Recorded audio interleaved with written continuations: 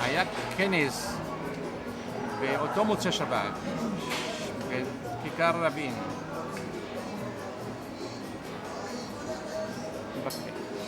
הגיע לשם יצחק רבין, שמעון פרס וכמה זה.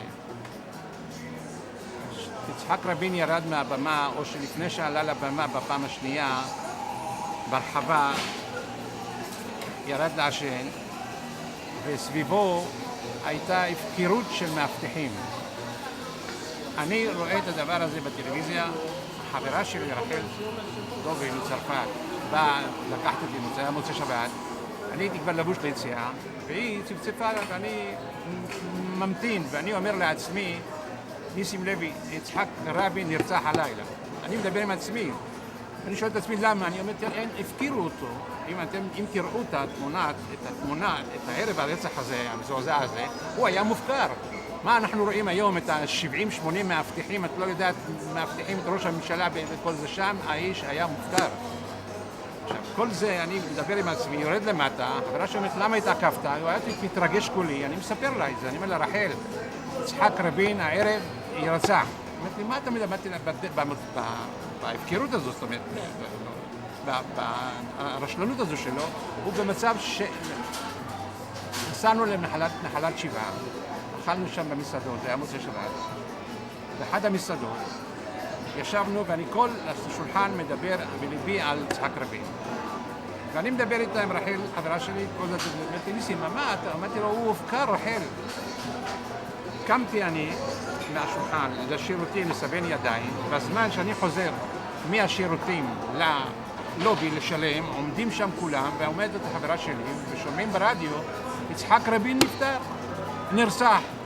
אז היא אומרת להם, החבר שלי, הוא סיפר את זה, הוא מדבר על זה כל הזמן. היה לי לילה עצוב מאוד. זה לא...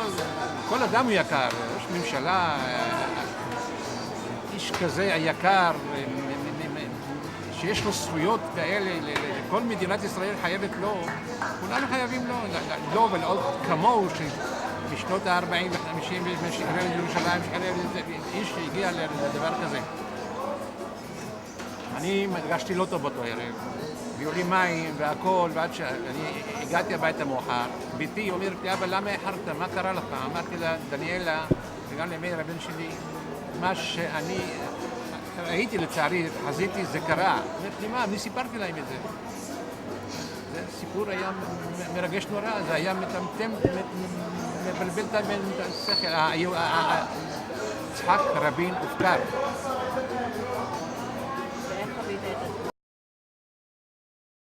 לא. לא יצא לך להיפגש באיזו תוכנית טלוויזיה? שמעתי על הבחור הזה, מה איתו, שהוא היה, הוא עדיין בכלא, נכון? על הרוצח. כן. ממש בצורה מאוד שטחית, את מה שכולם שמעו. לא התעמקתי בזה. אוקיי. טוב. טוב, זה מאוד. אני כאן דווקא לתת מקום לאיך שאתה תופס את הדברים, אז בוא תסביר לי. אני לא חושב שצריך א' כל לעשות יום לזכר רבין. זה א' כל. למה? רוח. אתה מה יודע? אתה יודע? שיגאל עמיר ירה בו. נכון, אבל למה זה קרה? איפה זה? רצה להחזיר שטחים. יגאל עמיר היה בן אדם טוב. רצה... היה ימני. ולא... בטלפון, גלעד. מה זה להיות מוקדם? להשלים איתם, או... כי ערבים הם ערבים. לא צריך להיות בעדם. פה כולם שונאים ערבים, את לא תמצאי מישהו עם. אותי מעניין, אבל למה? למה שונאים את הערבים? כי יש להם התנהגות מגעילה, בוטה. את מפחדת לצאת פה ב8 בערב לתחנת אוטובוס כדי לצאת עם חברות. ישר כולם מוצאים בו, בואי תראי כמה ערבים יש פה, תעמדי על הכביש, תראי כמה יעצרו לך. כן. הם ערבים. לא, אז את אומרת דבר אחד, את אומרת... אז זה אני מה שעשה חושבת רבין. כמוהו, רק שאני לא בעד שהרגו אותו. אז מה היו אמורים לעשות? לא, הוציא אותו מהתפקיד. הוא ראש ממשלה, בחר אותו העם, הרוב בחר אותו, נתן לו את תפקיד ראש הממשלה. תקשיבי, תראו, לדעתי, הוא מביא לכם קליינטים. רבין היה ישראלי אמיתי, זה הדעה שלי. אבל אני, יש לי מה זה ניגודים. ישראלי? ניגודים עם הדעות. בוא תסביר לא, לנו. אין לי בעיה ניגודים עם הדעות. הוא היה דמות לחיקוי של הרבה אנשים, והרבה לקחו אותו איך אני אגדיר את זה? כדמות לחיקוי. אבל אני עדיין מתנגד לדעות שהיו לו, ולא בעד להרוג אותו, ולא בעד כלום. ולדעתי גם אחרי הרצח הזה זה גרם להרבה פיצול בין הימין לשמאל ובין ואתה חושב שהפיצול הזה צריך להישאר? פיצול בין הימין לשמאל שהוא לא יימחק. הוא רק וזה גודל עם הזמן. לשנות מיליוני אנשים ולא לבוא לשנות 100-200 איש בימין, וזה כבר יתפלג למצב כזה שיש איזה 60% פה ו40% פה. שאי אפשר כבר לשנות את כולם. מה הייתי רוצה? שנחיה בשקט, שיהיה שלום. וזהו. היית רוצה שיהיה שלום? כן. מה זה אומר? שלום. שלום, שחיים בשקט, שכל אחד יש לו את הפינה שלו, חיים כעם. רגיל או בלו? וזהו. בלי כל המלחמות מסביב. לא? זה עיר מסובכת ירושלים, אני לא יכול. אני לא יודע כבר מה לענות. יש לך מצד אחד את הערבים, את הרוסים, את האתיופים, את היהודים, את הישראלים, כאילו יש לך כל כך הרבה השקפות מנוגדות שאי אפשר להסביר את זה. אני לפחות לא יכול. שלי אנשים יותר מבינים. אני אשאל גם אנשים. יש לי עוד כמה שנים. נתחיל בזה. רצח רבין מביא אותי לרצח כדור, אני מצטער, אני לא יודע אם אני מצטער, אבל אני באופן טבעי, אני כל הזמן הולך למקורות ולשורשים ואחורנית. הרצח של רבין הוא דומה בהרבה קווים מקבילים לרצח הפוליטי הראשון שהיה של רצח גדליה, ושבו אנחנו בג' בתשרי, לפני כמה ימים צמנו, וצמתי גם כן. זה גם כן רצח פוליטי. גם כן יהודים רצחו יהודים. הזמינו את האחד שהיה שם אחראי, כן, המושל באותה תקופה, וקראו לו, קרוב משפחה אפילו, משהו כזה, קראו לו למסיבה או משהו מהסוג הזה, ורצחו אותו בדם קר. זה נורא. בעשר דיברות כתוב לא תרצח. יש איזה שני מובנים. זה טוב לתקשורת גם כן. רצח אחד פעם בקמץ, פעם בפתח, בעשר דיברות, כן?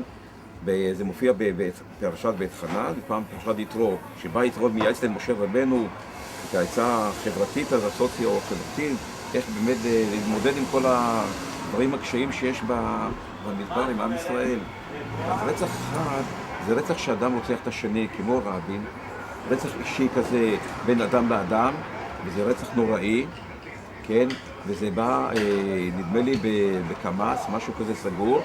והרצח השני, הרצח פתוח, זה הרצח של לשון הרע. אותם דברים שנאמרים על מישהו, אחד שנאשם, וכבר שופכים את הדם שלו. אז השפיטת הדם הזאת לא ממש, כן, לא תוקעים בו סכין ולא יורים בו, אבל זה מין סוג כזה של רצח זה גם הנפש וגם הגוף, גם הנפש, ומין שפיכת דם שהיא הרבה יותר חזקה ויותר קשה. אז אפשר להבין כאן, רצח רבין זה רצח נורא ואיום, ושנאה. יהודי שעושה את זה, אין כפרה. זה מהזיכרון האלה. כי הנוער הוא נפגש, הוא מעלה שוב פעם, זה מעלה שוב ושוב במה שהיה. למען ישמעו ויראו. זה המוטיב העיקרי צריך להיות כאן. למען ישמעו ויראו, ולא לכסות דברים. לא לכסות. כן, לא לגנות.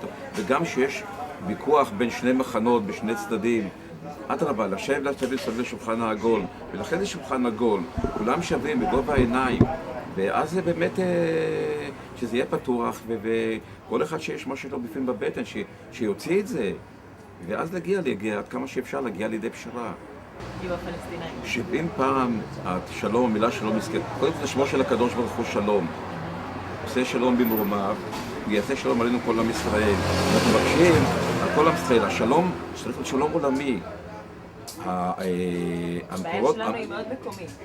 כן, נכון, וגם שלמה המלך שבנה את בית המקדש הראשון, כן, אז הוא אומר, הוא קורע ברך הוא 7 ימים עשה מסיבה בבית המקדש, והוא מתפלל לקדוש ברוך הוא, אומר, ריבונו של עולם, שהמקום הזה יהיה בית תפילה לכל העמים. אני מצטט אותו, שהמקום הזה יהיה מקום תפילה לכל העמים, ושיהיה שלום עולמי. ועוד אז אי אפשר לקחת את השלום של שלמה המלך. שלמה המלך בשיר השירים אומר, שיר השירים אשר לשלמה. הוא לא יטפח לעצמו שכם שיגיד שלמה זהו. השלמה זה השם של הקדוש ברוך הוא, שלמה, שלם, שלימות. באמת אנחנו צריכים להגיע בחברה שלנו, כי מציון תצא תורה. ברגע שאני חושב שתהיה שלום בארצך, שלום בארצנו, ואז אנחנו נוכל באמת להיות השופרים לכל העמים, לכל הזה, אז ימים הגיעו. אני הייתי בת 7? משהו כזה. זוכרת, גם אני זוכרת את האירוע שהיה לנו באותו יום, כי אחי בדיוק התגייס, עשינו מסיבת גיוס. כן. והמסיבת גיוס נקטעה בגלל רצח רבין.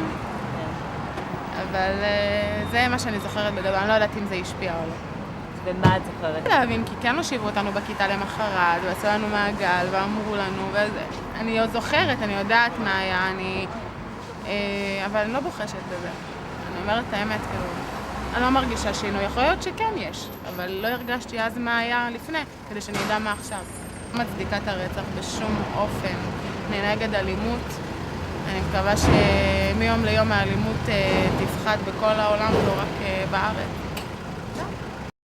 כי קודם כל, לא משנה מה הוא עשה ואיזה דעות היו לו, הוא היה ראש ממשלה שלנו, והוא היה חשוב לדעתי, כל ראש ממשלה שהיה בארץ, לא משנה אם הוא עשה רע או טוב, חשוב. חושבים שזה גם יום שמישהו היה לו דעה כלשהי, ואותו בן אדם הדעה שלו לא הסכימה איתו, אז הוא פשוט הרג אותו. את מבינה? זה יום שצריך לציין גם בגלל זה. כאילו להראות לך כמה שאומרים שזה מדינה דמוקרטית, הנה כל אחד יכול לבוא, אני לא אוהב את הדעה שלך, אני הורגת אותך. למרות שזה מדינה דמוקרטית ומותר לך להגיד מה שאת רוצה ולי מותר להגיד מה שאני רוצה. מבינה? אבל לא מתאים לי מה שאת אומרת, אז אני באה והורגת אותך. אז מה הדבר שהכי חשוב לדעתך להגיד ביום הזה?